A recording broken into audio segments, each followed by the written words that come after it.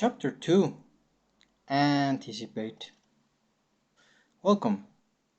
Let's continue our journey through Flash Foresight. We are reviewing principle number 2 Anticipate.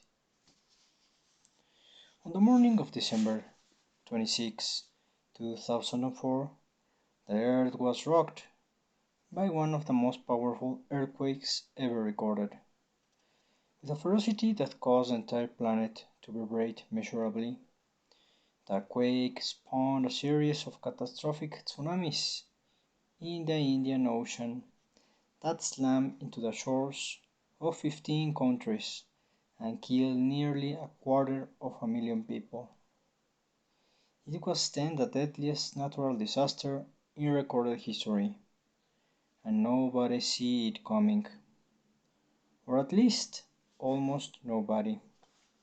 Surprisingly, a group of villagers on the Indonesian island of Simeulue, about 100 miles off the western coast of Sumatra, survived because, unlike the thousands of people of others living around the westernmost curve of the Ring of Fire, they evacuated before the killing water reached land.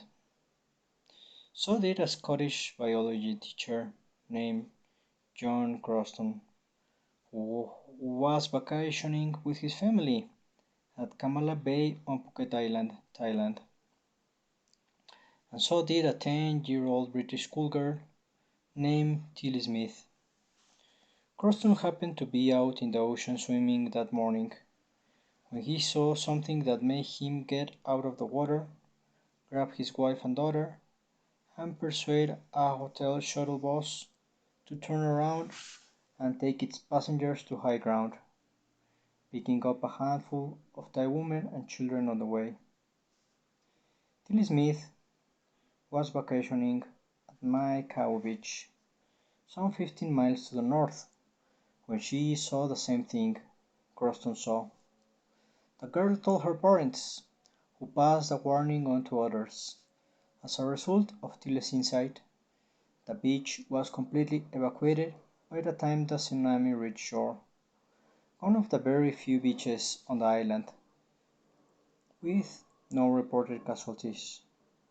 More than 1,000 miles away, the residents of Simeulue saw the same thing John Croston and Tilly Smith saw, and they too immediately fled inland.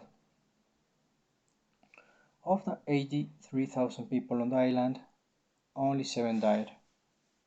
What did these people see that everyone else missed or didn't know? They saw the ocean recede.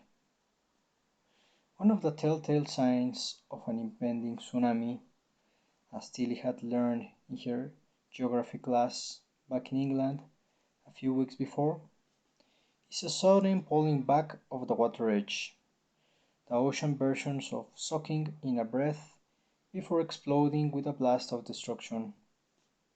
In some areas of Southeast Asia, children observed this receding of the ocean and saw it innocently as an opportunity to go out into these freshly exposed stretches of beach to collect shells. Tragically, nobody knew to tell them any different. Another tiny group who escaped the destruction were the members of several Aboriginal tribes of the Andaman Island in the Bay of Bengal, to the northeast of Phuket. Of the 6 extant tribes, the only one who suffered significant losses was that in the Nicobar district, whose members had conveyed to modern ways, in other words, had let go of their traditional cultural and spiritual traditions and hunter-gatherer lifestyle. Tribespeople of the Onge tribe, who had retained their traditional wisdom of their forebears, so they've always known that the sea and land tend to fight over boundaries, and when they saw the signs of a brewing argument, they knew it was time to evacuate inland. They may have used different terminology to describe it, but like John Croston, Tilly Smith, and the people of Simelowe, the Andaman Aborigines knew a hard trend when they saw one. We're using the metaphor of tsunami for the forces of technological transformation about to deluge our world. But there is a crucial difference. In the path of the Indian Ocean devastation, the most one could hope to do would be to evacuate and survive. In the face of tomorrow's onrush of technological metamorphosis, we can do far more than survive with the perspective and the tools of Flash Foresight. We can not only survive that wave, but clamber up on top and ride it into a bright and profitable future. In the years ahead, there will be only two kinds of people: those who see the waters receding as the giant prepares to blow, and those who don't. Those who don't will experience massive chaos and dislocation. Those who do will find unprecedented opportunity.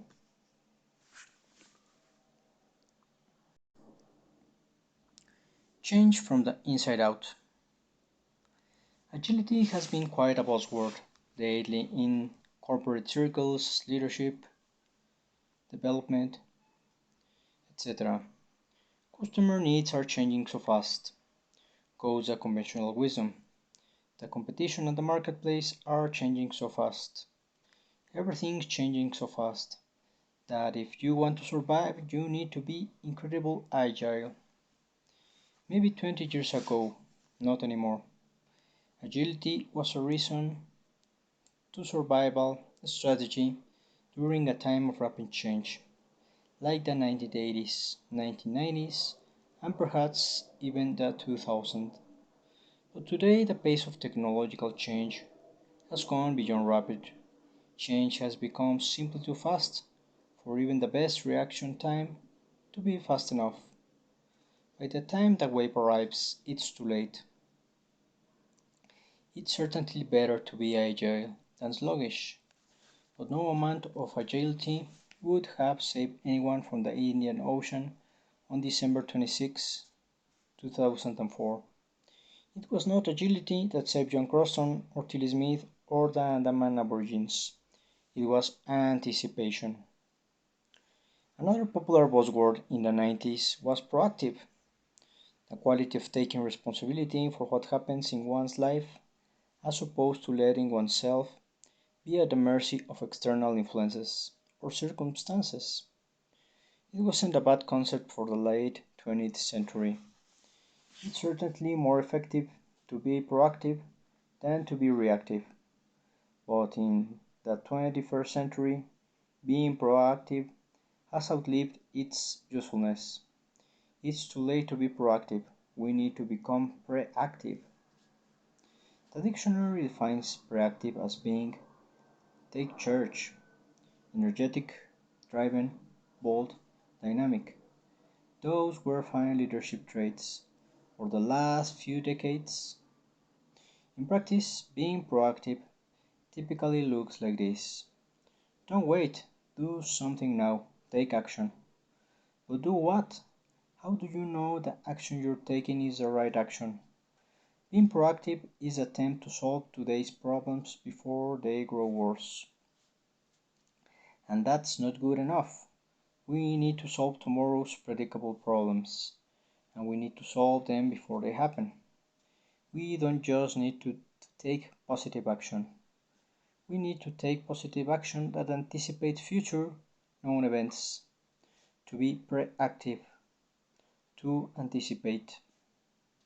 Being proactive is agile. Being proactive is anticipatory. The shift from proactive to reactive, from reaction to anticipation, also shifts in the nature of our relationship to change. We tend to think of change as disruptive, but this is generally true only when change comes from the outside in. For example, when a new law is passed, we have to make changes to ensure that our company complies. When a competitor comes into town offering lower prices, we are forced to change some aspect of how we do business. When the new technology comes out that changes customer behavior, or when the boss changes strategy, or when a competing marketplace opens up overseas, we scramble to adapt. This happens to us personally as well. When gas prices escalate, we change our driving habits. When the economy contracts, we are forced to change our spending habits, possibly even change how we make a living, where we live, and how we live. If you or your spouse is laid off, your family is forced to adapt. Speaking with audiences around the world, I find that everyone shares this experience in common. From school teachers to nurses to managers to CEOs, when we explore what a typical day really looks like, everyone acknowledge that they spend most of their time in crisis management.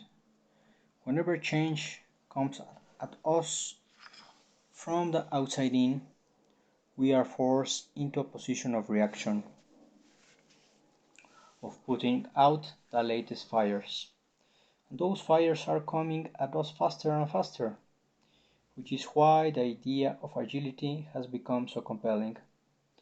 But no matter how agile you become, dodging bullets become pretty exhausting, especially when those bullets keep coming at an accelerating pace. There is an alternative to living as a constant crisis manager, taking the initiative to become an opportunity manager. Remember our time management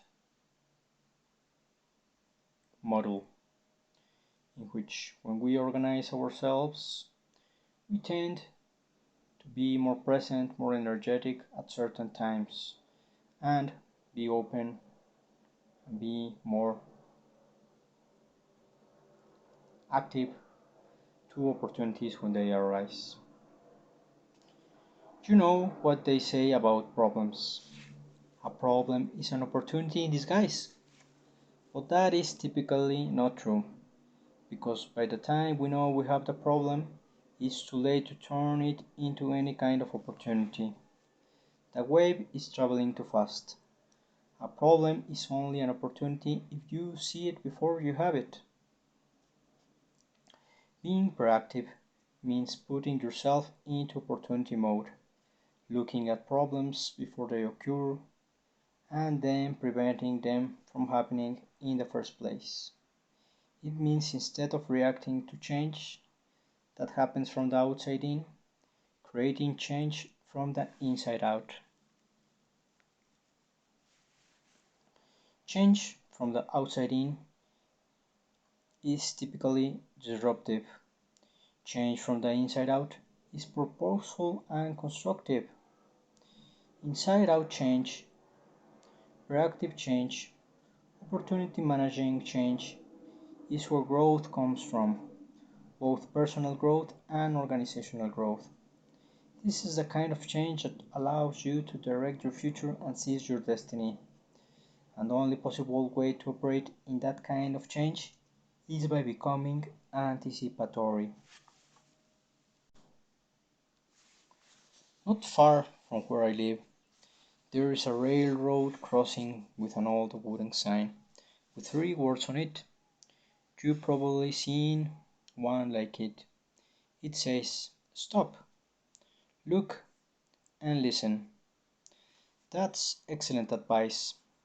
As change accelerates around us and the pressure to keep up intensifies, our natural tendency is to try and speed up with it, but that strategy won't work.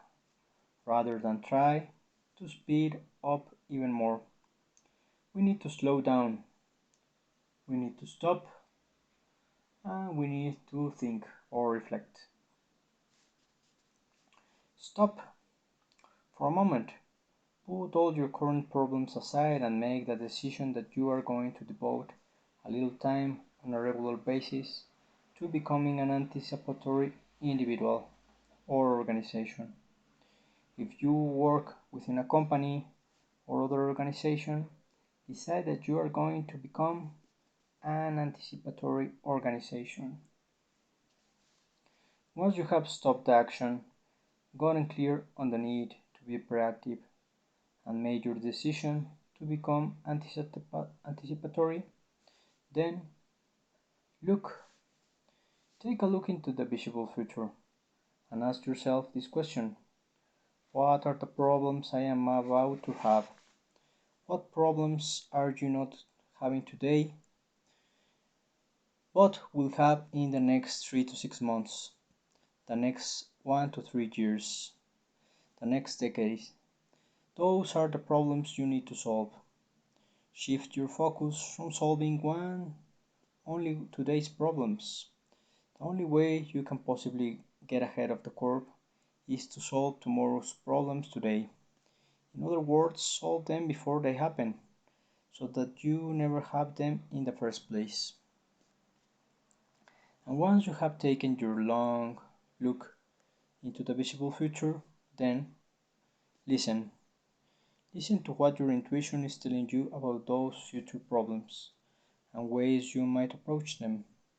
Listen to clues that might be lying just outside your range of vision. As you learn more about how to see the visible future and your sense of Flash Foresight gets keener, you will pick up more and more of these clues, and in time, solutions will start to appear to you almost the moment you look for them. When I talk with clients about becoming anticipatory, they often respond, "That sounds fascinating, and I wish we could do that, but we just don't have time to sit around thinking about 3 years from now. We're too busy dealing with what's on our plates right now." Of course, they're too busy. We're all too busy. The executive team at GM were busy for a decade leading up to bankruptcy. Being busy didn't help them, and it won't help you either. There will never be a time when we're not too busy, which is exactly why the visible future continues being invisible to nearly everyone. Here's a question you need to ask yourself: in order to speed up, am I willing to slow down? One example of this approach is a tactic I call future benchmarking. Benchmarking is a popular technique of strategic management that involves tracking and imitating the best practices of the leader in your field. But there is an inherent problem here. We're benchmarking the best practices of the present.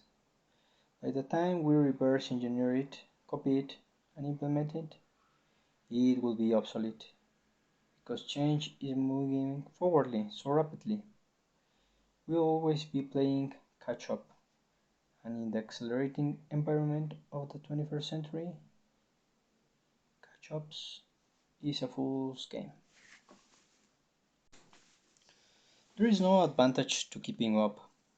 What we really want to do is jump ahead. But how? By skipping over today's best practices and benchmarking what the best practices will be in the visible future based on hard trends and future certainties.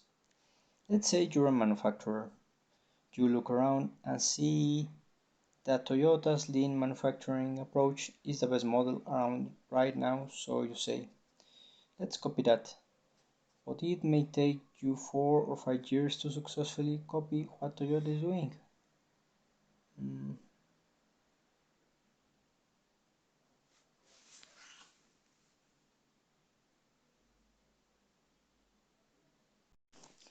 And by the time you get there, you'll be 4 or 5 years behind.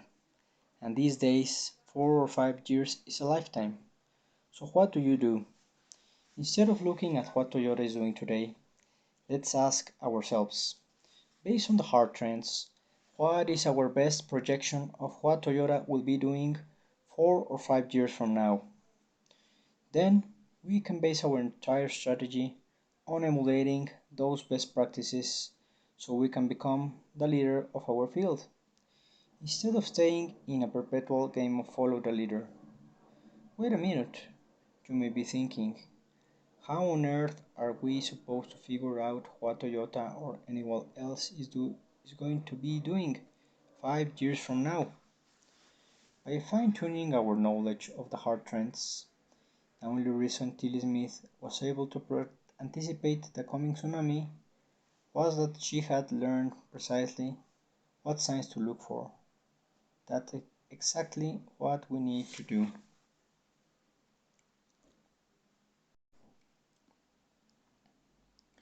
8 pathways of technological advancement. We open this chapter talking about an rushing wave of technological transformation. What exactly does that tsunami look like? How big it is? And how fast is it approaching? First, when we say technological transformation, let's be clear on what the driving force is that we're really thinking about. There is nothing in a technology, in and of itself, that drives it to the advance.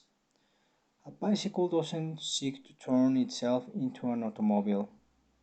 More accurately, it is the driving force of human creativity and ingenuity that generates a hard trend of a continuous increase in human knowledge and technological advancement. For example, the inventions of written language in antiquity, movable type in the early Renaissance, and digital technology in the past few decades have all contributed to a progressive wave of increasing literacy. That is a perfect example of the kind of linear progressive change we talk about in early chapters. We are, as a global population, moving from a largely non-literate population to a thoroughly literate one. And like the progressive democratization of the world, this is not cyclic, but is a change that moves inexorably forward in one direction. Steadily increasingly, knowledge has not only created steadily increasing technological advancement, it has also created steadily increasing capacity to communicate and collaborate. Increasing knowledge, combined with increased communication, has created geometrically increasing technological advancement. And that self-compounding swell has led to the 1,000-foot wave now upon us.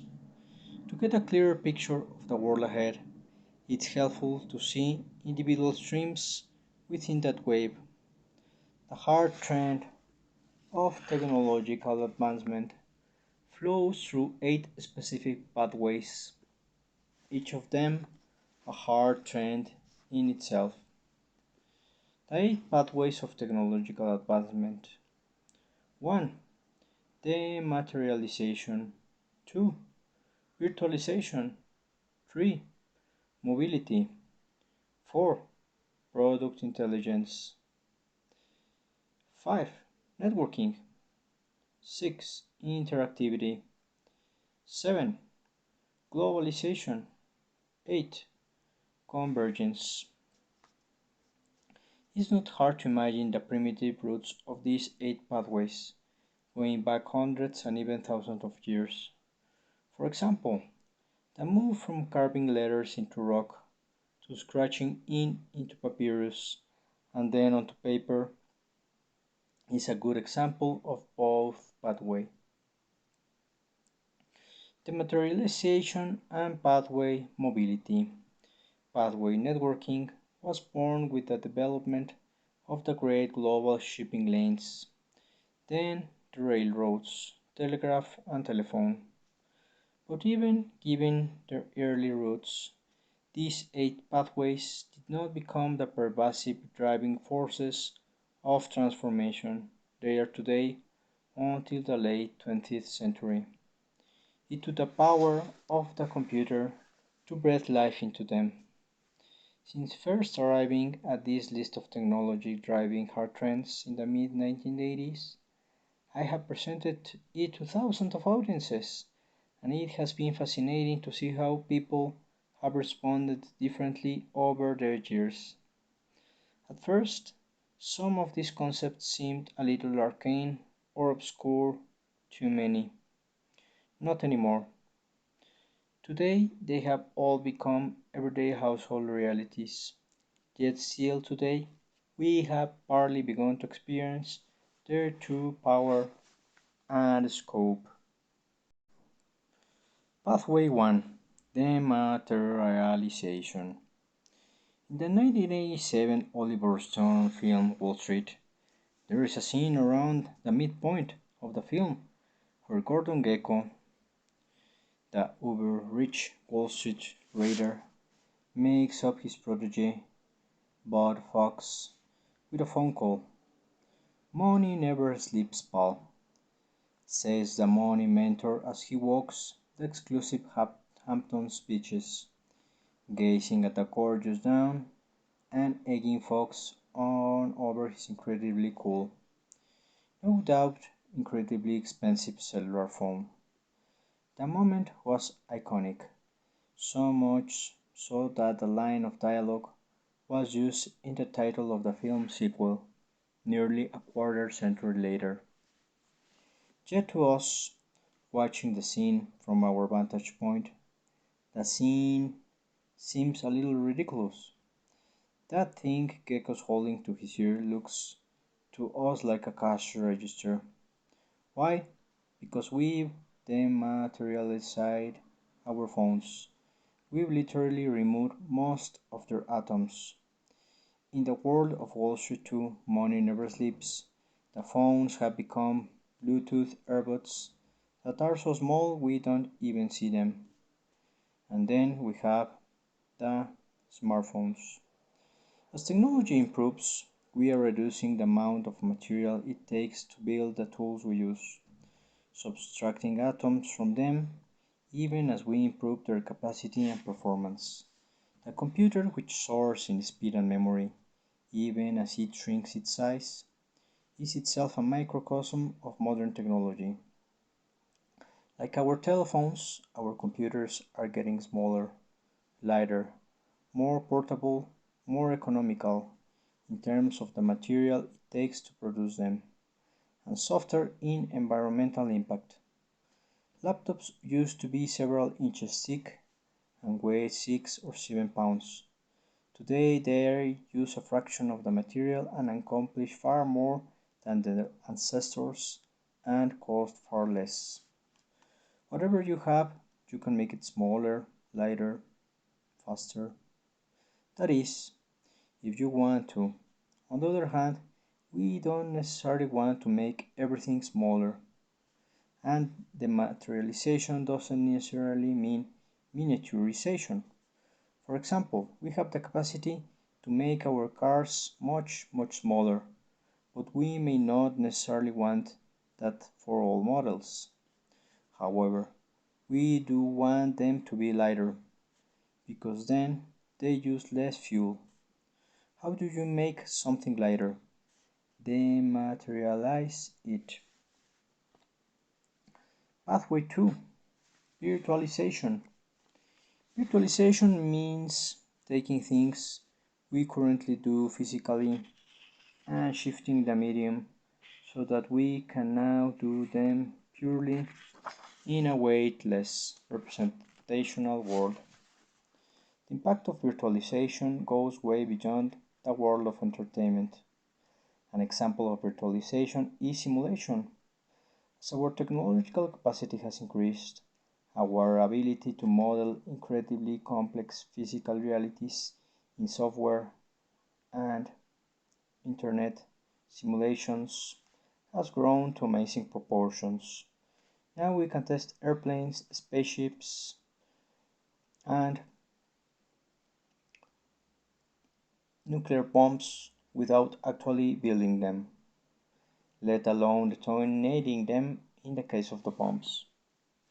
At the moment, I'm working with a large company on the logistics of their supply chain network. They need to be able to continually improve the way they move things from point A to point B to point C. We found that a good deal of that supply chain network could be virtualized, allowing us to see the invisible and deliver new ways of saving massive amounts of time, energy, and money. All we had to do was convert the physical functions into software models or app models. This would have been impossible 10 years ago. Virtualization has transformed the world of business. In 1990, few people suspected it could be possible to make entire bookstores virtual. Yet within a few years, we had Amazon. How do you hold a backyard sale virtually? Through eBay. And it's not only business. The very fabric of society is being transformed by virtualization. Blogs have virtualized the news industry.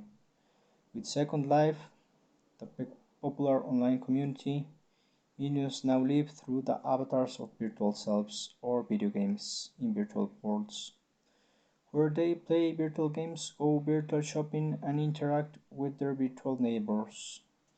In 2008, more than 1 billion was spent in these environments, and that's a billion real dollars.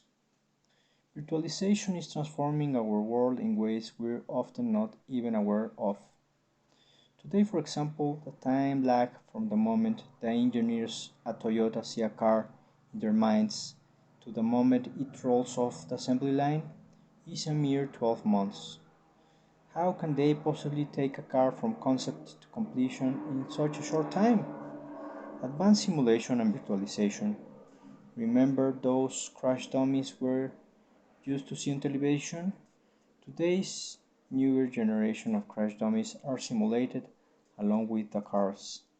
They are so sophisticated that they have a pulse, blood pressure, and other vital signs, which is possible because they exist only virtually. We can even perform a virtual autopsy that lets us see what happened to them internally.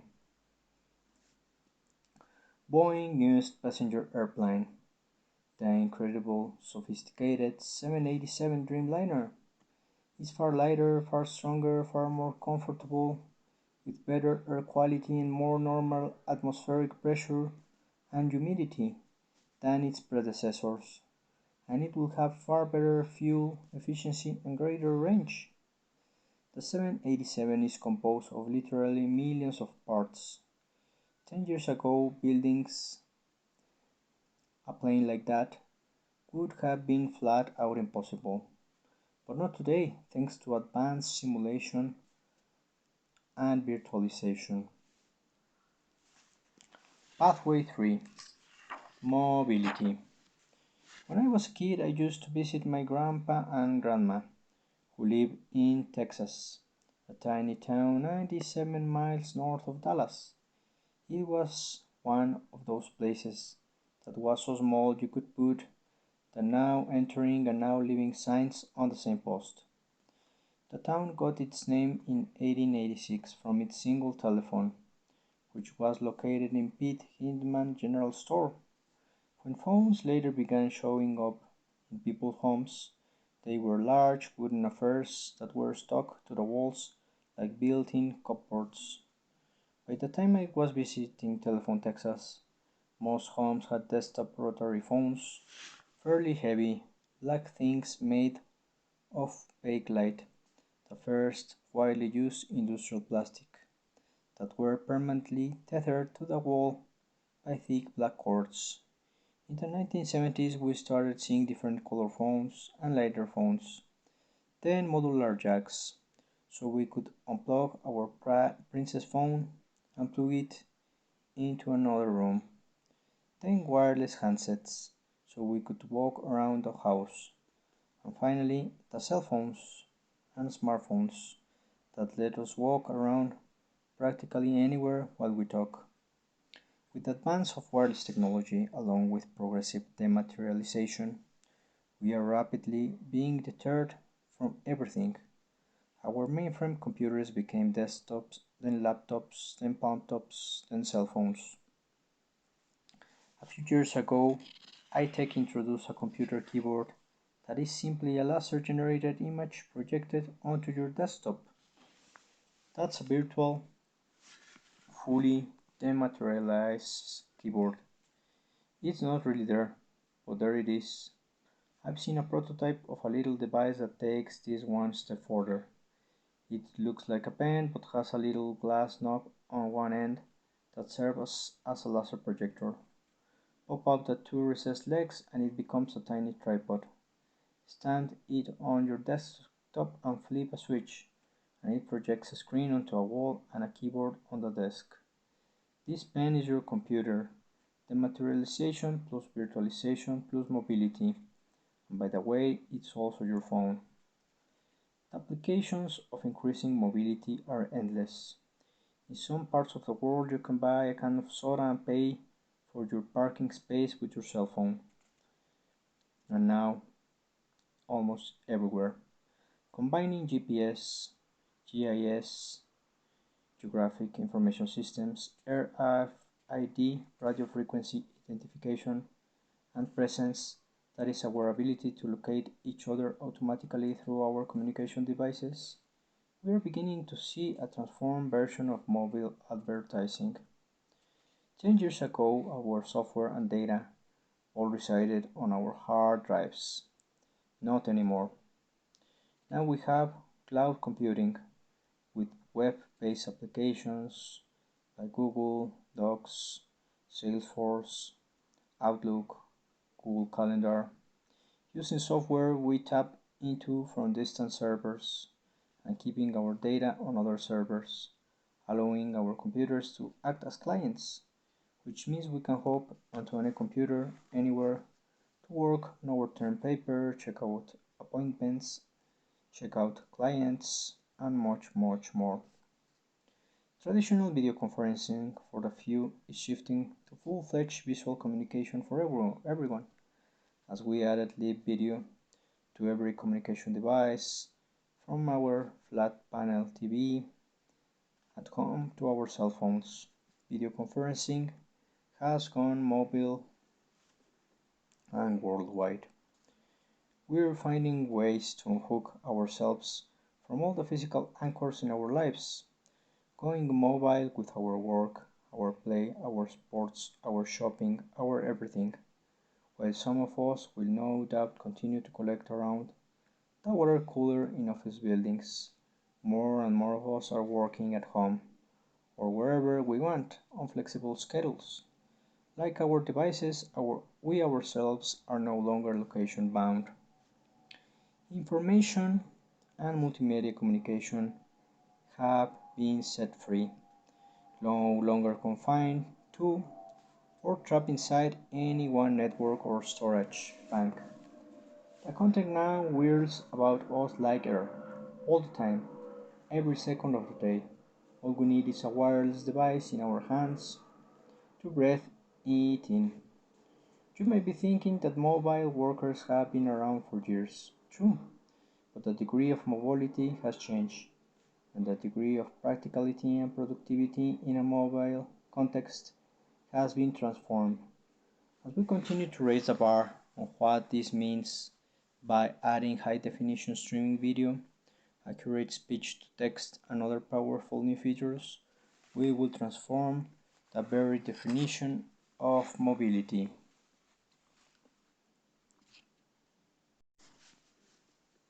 Pathway 4. Product Intelligence.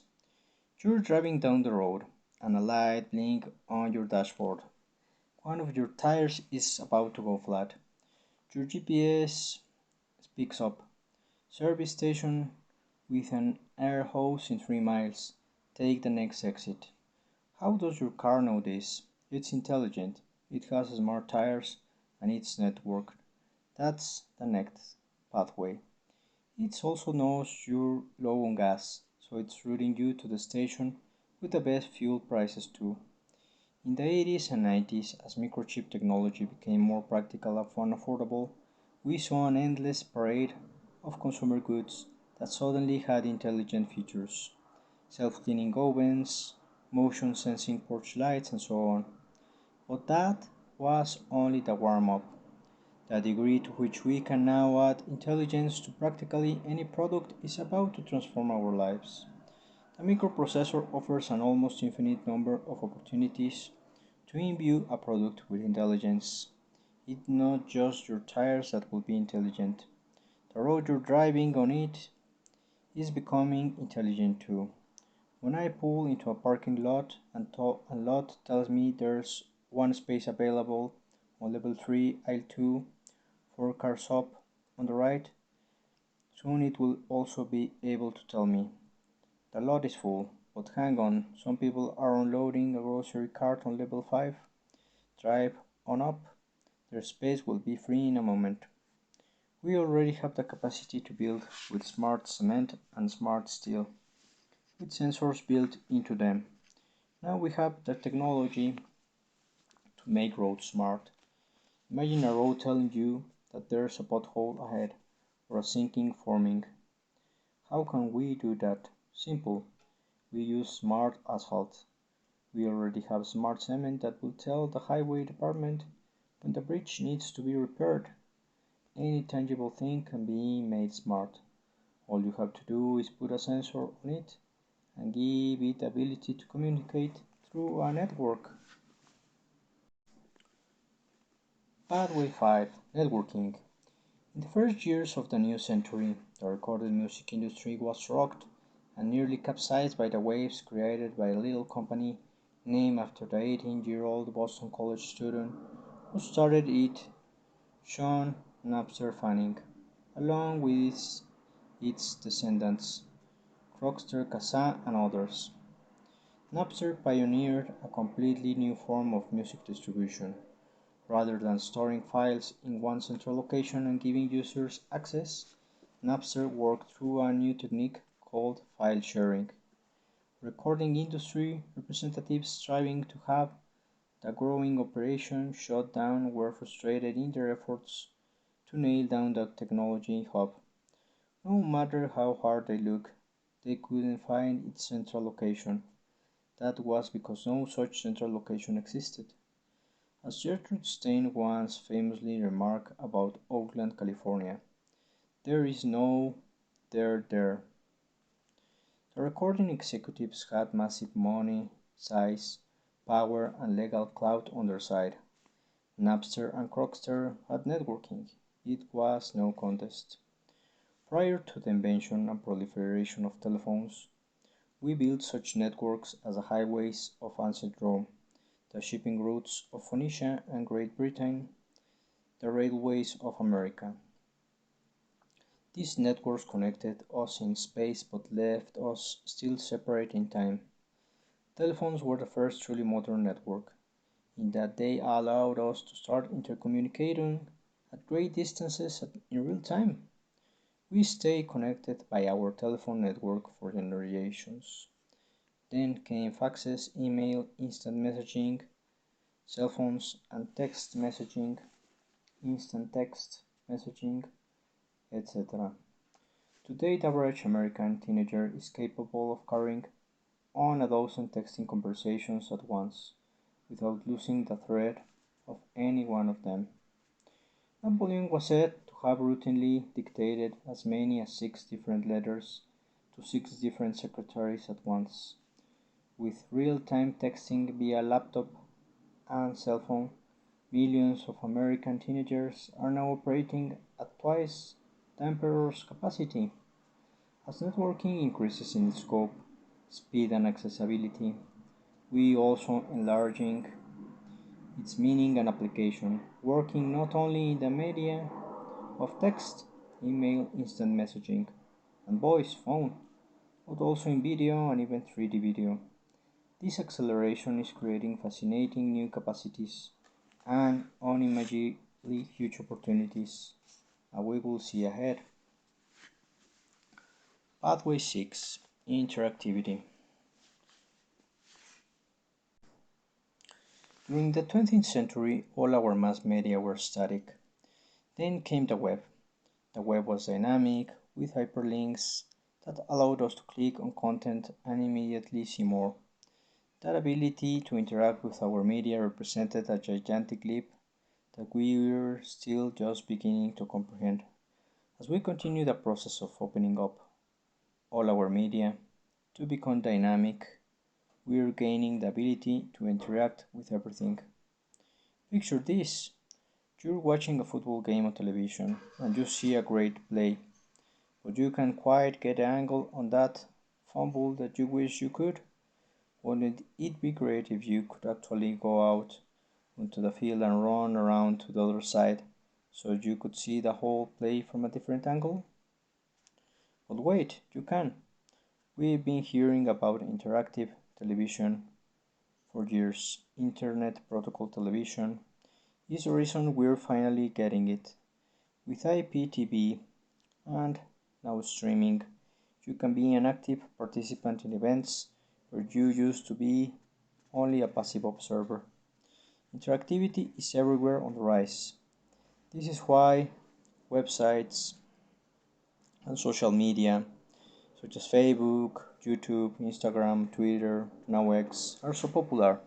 They allow us to interact. The more you interact with something, the more engaged you become. You can see this in the way kids play video games. They used to stare at the screen and move a joystick.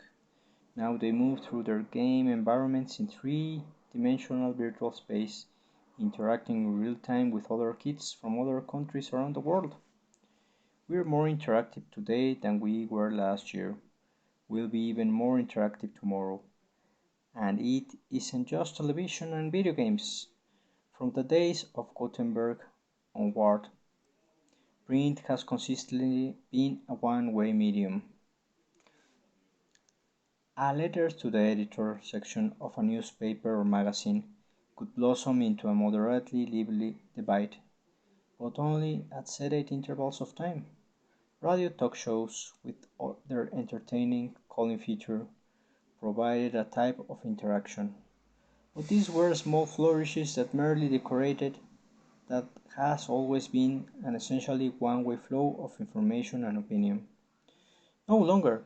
Today's social media applications such as YouTube, Facebook, Instagram, TikTok have rocked the foundation of the news industry. Interactivity is transforming politics and the nature of democracy. It's also transforming marketing and advertising. In the past, mass advertising was a passive experience. All you could do with TV commercials, magazine ads, and billboards was look at them. When you see an ad on the web, you can click on it, and that makes a whole new ball game. Pathway 7: Globalization. We had some degree of globalizing for ages, through trade routes, the postal system, and the telegraph. Radio was the beginning of modern globalization, since it didn't need roads or wires, but could operate through the air. In other words, it also flowed through the pathways of dematerialization and virtualization.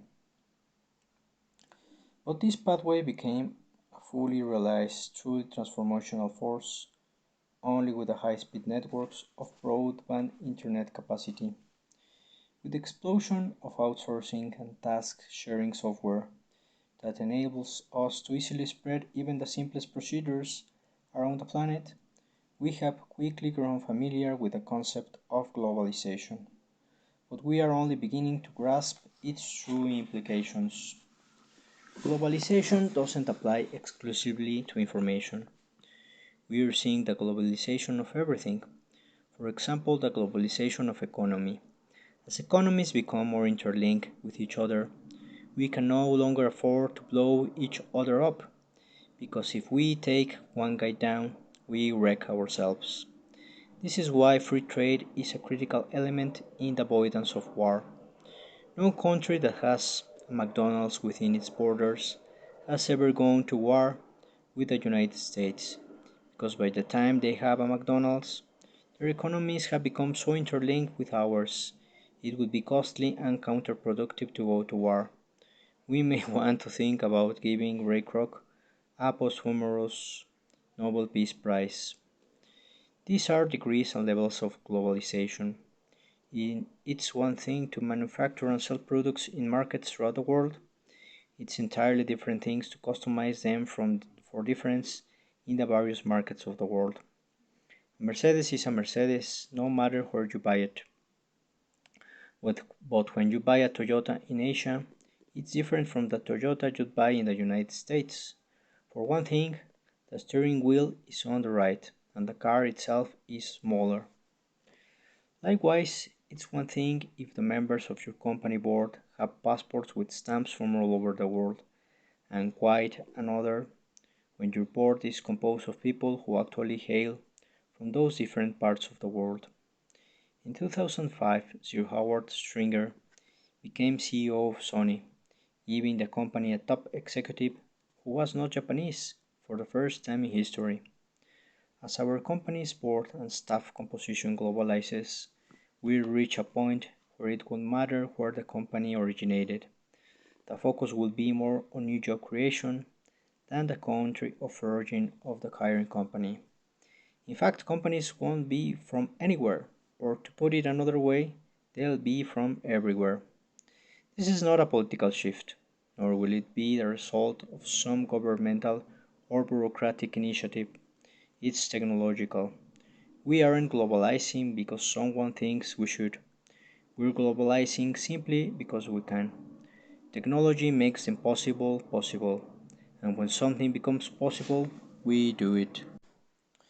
Let's end our audio video class with pathway 8, convergence.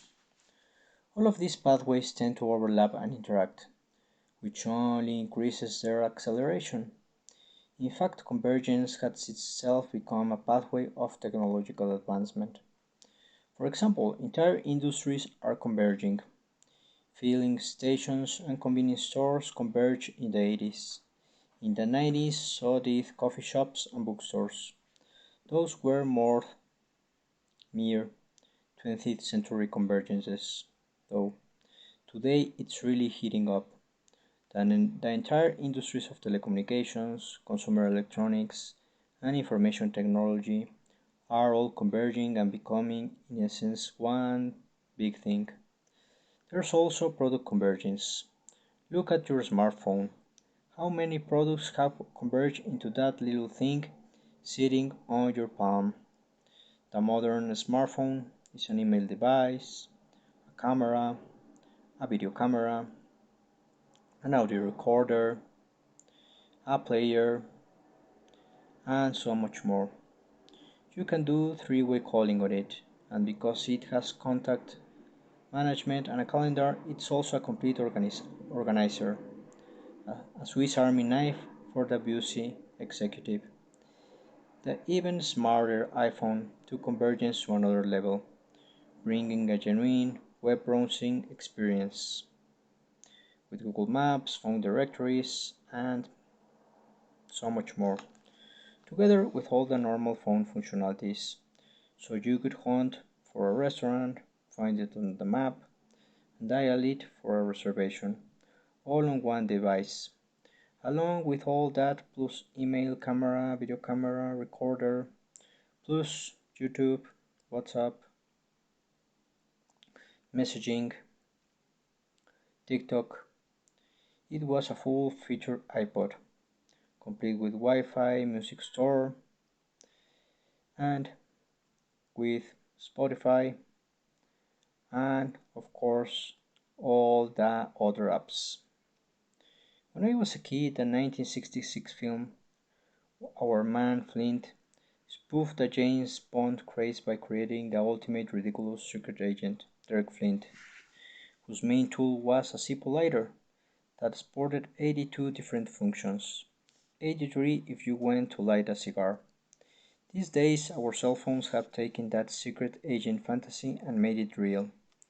The hybrids and convergences we're seeing are quite amazing. Few would have thought we would combine cars and televisions. One automobile manufacturer has even put a miniature microwave in the glove compartment, so you can heat up your sandwich. when you're stuck in traffic, which would be impossible without the pathway of dematerialization. Another is talking about placing your iPhone into its dock on your dashboard and using it as a hub of your car GPS multimedia system, allowing you to play your streaming video movies, YouTube on the video screen in the back, which is and now can be seen in the newest smart and electric cars. Now we're starting to see the convergence of convergences. The internet was born of the convergence of the phone and the computer. Google Maps converged the internet with maps, and now GPS has given us the convergence of MapQuest and our cars. That's the materialization, virtualization, mobility, product intelligence, interactivity, and networks. Take a close look at where the parts of your car were manufactured, and chances are we got globalization there too, which means you have all 8 pathways converging in a single technology that you use every day. That is exactly what's beginning to happen everywhere. All 8 pathways are interacting with one another, the transforming whole becoming far bigger than the sum of its parts. With this, my fellow students, we have ended part 1 of Anticipate. On part 2, we are reviewing a case study called the Miracle Earbud. Please go to your weekly activity and answer what is pointed with the conclusion, reflection of all this information that we have reviewed.